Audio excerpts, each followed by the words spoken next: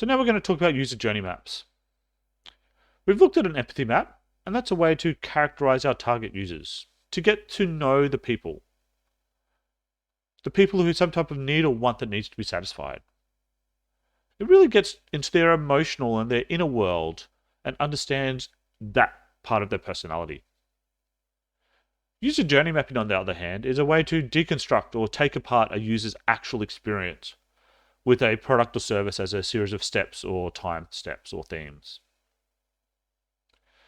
So both of these methods, they're really useful to work together because they tackle the problem from different perspectives, but at the end they force you to address your solution to satisfy the user's needs and requirements.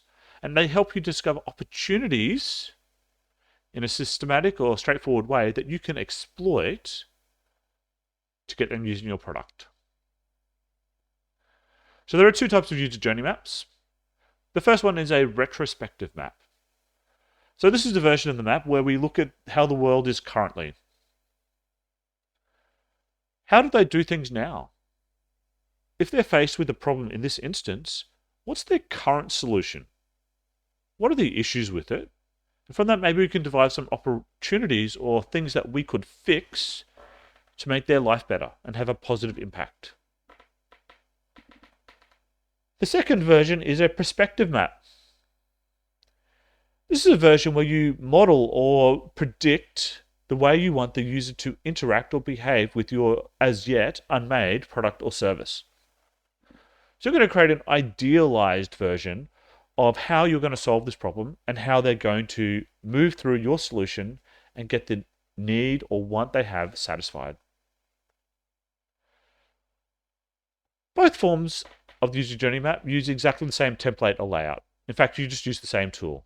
One is just what they do now, and one is what you would like them to do in the future. In this example, we're going to construct a retrospective map.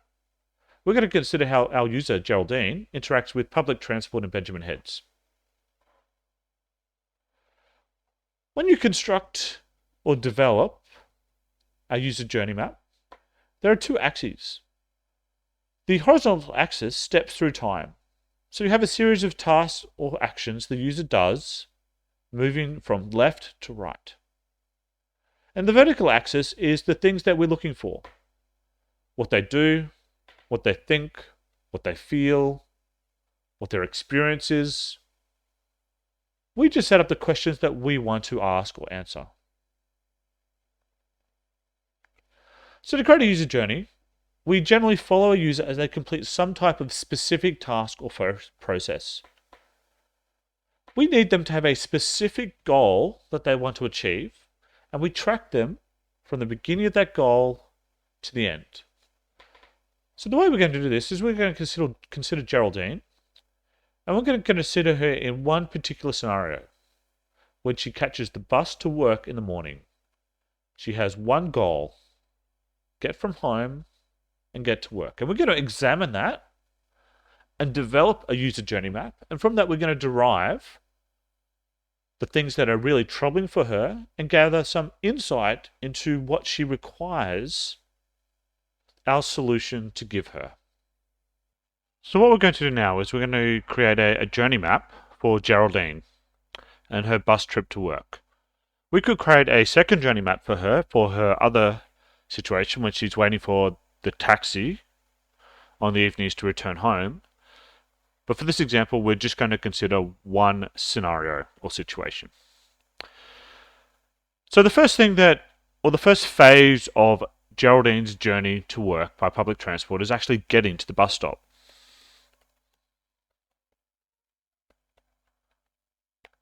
Now, what does she go through as she's getting to the bus stop? What different things or steps exist in this process or this phase of her journey?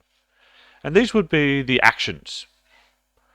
So the first thing she does is she has to check the time at some point to say, am I late?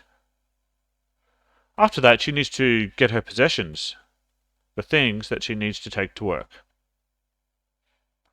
So some of these are fully relevant to the journey and some of them are not, but we need to get a feel for how she gets there and what goes on so we can work out what the problems are so we can determine the opportunities that we have to fix and improve her life.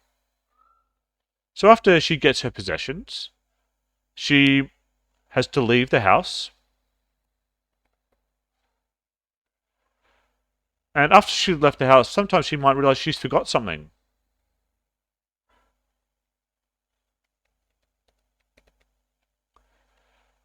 And then occasionally, after she's dealt with forgetting the item, she will eventually, hopefully, arrive at the stop. And then she has completed her journey of getting to the stop. So let's analyze this and work out what she thinks and what she feels and how her experience is generally, and these different actions or steps of getting to the stop. So what's her thoughts when she's checking the time? Well, her thoughts are probably negative. So things like, I hope the bus isn't early. It's a negative thought. She hopes it's not early. And what's her feeling at this point? Well, the problem with her feeling is anxiety. So it's negative. She's worried. What's the experience here? Well, it's actually not really a positive experience. She's checking what she's worried. Is the bus coming? Am I late? Is it early? So this is like a negative experience. So we're going to give that a 2. We're going to rate that a 2. We're going to give it a frowny face. It's not great. It's not the worst experience in the world, but it's not neutral and it's not positive. Okay, so she grabs her possessions. She doesn't really think anything about that. She just grabs them. What's her feeling? She's feeling rushed. So once again, she's feeling rushed. It's negative. But there's no real bad feeling about this, so this is kind of a neutral. Just grab my things and rush, get them out the door. She leaves the house. She's not really thinking anything at the moment. She's just kind of saying, maybe potentially, I should listen for the bus. So she gets out the door, she listens, can't hear the bus, okay, maybe I'm okay. What's her feeling? She's still feeling a bit anxious. And her experience here is pretty neutral. Now she gets halfway down the street. And she realizes she's forgotten an item. So what are her thoughts? Do I have enough time to get it?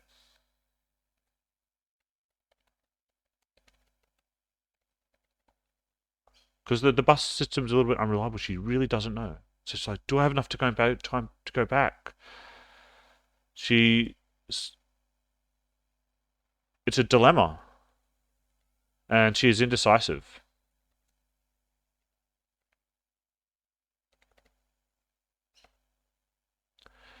What's her feeling?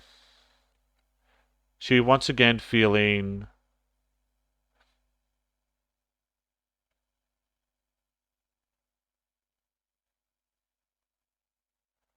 unhappy.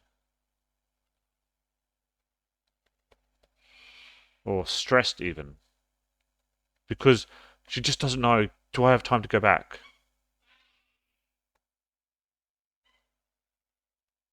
Okay, I'll put them on the same box. So her experience here, it's not great because she just doesn't know what she can do. Finally, she gets to the stop. Thoughts? I finally made it. Okay, so that's probably a feeling positive. And then her feelings are pretty neutral. On the one hand, she's feeling happy because she's there.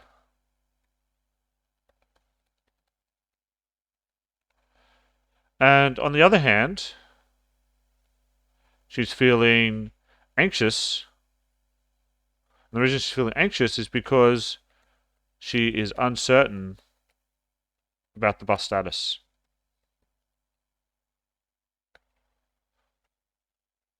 So that's the first stage of her journey. And so we're going to give this a 3.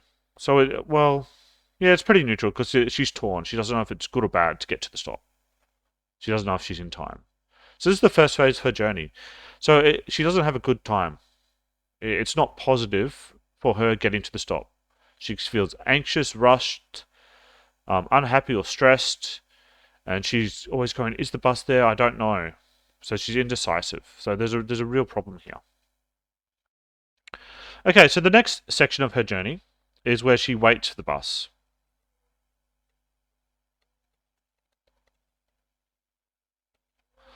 Now, what happens while she's waiting for the bus? What are her actions? She checks the time.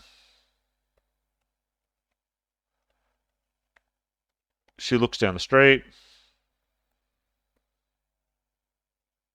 So they're the things that she really does while she's waiting for the bus. What's her thoughts as she's checking the time? It's how long until it gets here?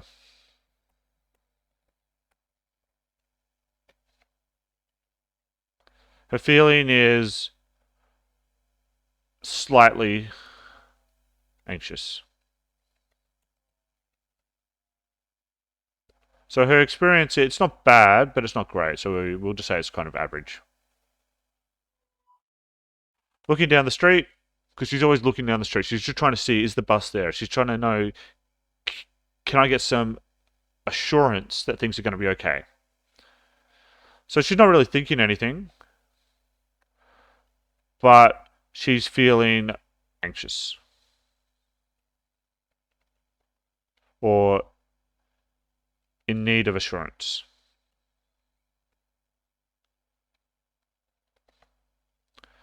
So this is a negative expression. Finally, while she's waiting, she looks up and she sees the bus. That's the last part of waiting. When she sees the bus, her thoughts are positive. Thank goodness it's here.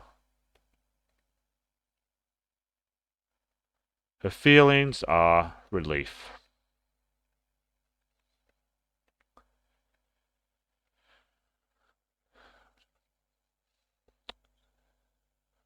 Can't spell properly. And this is positive. This shouldn't be a 4, that should be a 2. It's negative.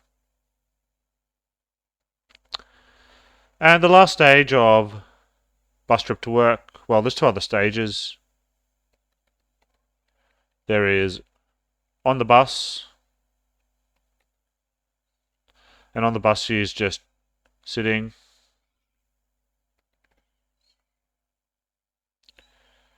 And we'll just include the last part of this, which is exiting the bus. And so when she's sitting, she's just thinking how long to go.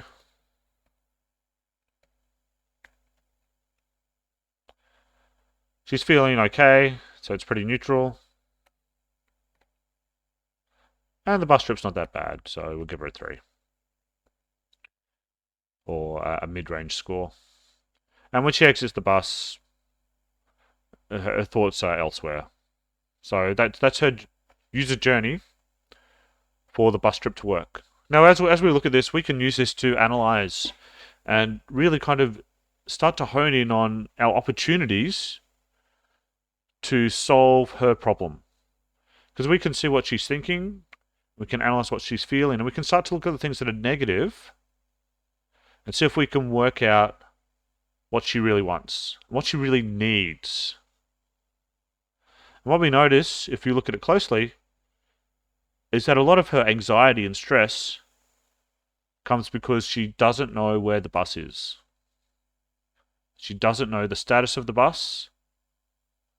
And if she knew that or had that information, her whole anxiety about getting to the stop may in fact disappear.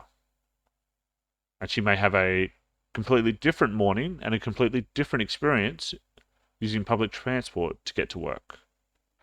So this is our completed journey map for Geraldine.